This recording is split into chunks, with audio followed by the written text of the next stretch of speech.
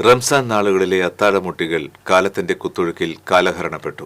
തിരിച്ചുവരവിന്റെ ആവശ്യമില്ലാത്ത നാമാവശേഷമായെങ്കിലും ചരിത്രത്തിന്റെ ഏടുകളിൽ ഇവരുടെ തിളക്കത്തിന് മങ്ങലേറ്റിട്ടില്ല.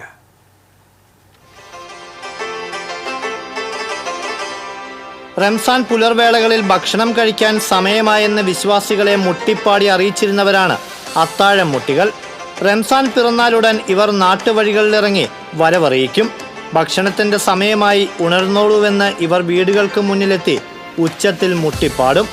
വീടിനകത്ത് വെട്ടം തെളിഞ്ഞാൽ വീട്ടുകാർ ഉണർന്നെന്ന ഉറപ്പിൽ ഇവർ അടുത്ത വീട് ലക്ഷ്യമാക്കും. വാച്ചുകളും അലാറം സംവിധാനങ്ങളും പ്രചാരത്തിൽ ഇല്ലാതിരുന്ന കാലത്ത് വിശ്വാസി സമൂഹത്തിന് ഇവർ വലിയൊരു അനുഗ്രഹമായിരുന്നു. ചന്ദ്രദിശ നോക്കിയാണ് ഇവർ അത്താഴം മുട്ട് ആരംഭിക്കാനുള്ള സമയം കണക്കാക്കിയിരുന്നത്. അത്താഴം കഴിക്കുന്നതിൻ്റെ സമയപരിധി അവസാനിക്കുന്ന സുബഹി ബാങ്ക് വരെ ഇവർ വീടുകളിൽ നിന്ന് വീടുകളിലേക്കുള്ള ഓട്ടമാണ്. വൈദ്യുതി വ്യാപകമാകുന്നതിന് മുമ്പ് പന്തവും പെട്രോൾ മാക്സുമായാണ് നാട്ടുകാരെ വിളിച്ചുണർത്താൻ ഇവർ വീടുകളിലെത്തിയിരുന്നത്.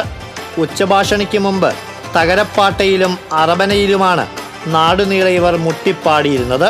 10 പേർ വരെയുള്ള സംഘമായും ഒറ്റയ്ക്കും അത്താഴം മുട്ടുന്നവർ ഉണ്ടായിരുന്നു.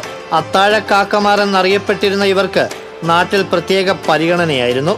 പാരമ്പര്യമായി ഈ രീതി പിന്തുടരുന്നവരും ദൂരദിക്കുകളിൽ പോയി അത്താഴം മുട്ടുന്നവരും ഉണ്ടായിരുന്നു.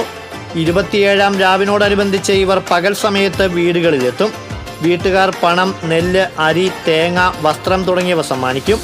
ശവ്വാൽ മാസപ്പിറവി ദൃശ്യമാകുന്നതോടെ പെരുന്നാളിന്റെ വിളംബരമായി തക്ബീർ മുഴക്കി ഇവർ യാത്രയാകും.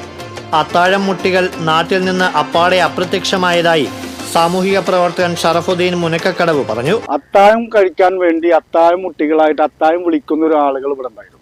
എല്ലാവരും സുഖനിദ്രയിലാവുന്ന പാതിരാത്രിയിൽ അവര് വാച്ചോ സംവിധാനങ്ങൾ ഇല്ലാത്ത കാലഘട്ടത്തിൽ പോലും ചന്ദ്രന്റെ നായികകൾ മനസ്സിലാക്കിയാണ് സമയം മനസ്സിലാക്കി അവർ ആളുകളെ വിളിച്ചു നിർത്തിയിരുന്നത്. ഇന്ന് ആ സംവിധാനങ്ങളൊക്കെ ഇല്ലാതായി. അതിനുശേഷം പിന്നീട് മുട്ടുംവിളി സംഘവും ചെറിയൊരു കാലയളവിൽ ഇവിടെ ഉണ്ടായിരുന്നു. ഇന്ന് പുതിയ യുഗത്തിൽ മൊബൈൽ ഫോണുകളും അലാറം സംവിധാനങ്ങളും വന്നതോടുകൂടെ ഈ അത്താഴം മുട്ടികൾ നമ്മുടെ നാട്ടിൽ നിന്ന് പൂർണ്ണമായും ഇല്ലാതാവാൻ ഉണ്ടായിരിക്കുന്നത്. TCV ഗുരുവായൂർ.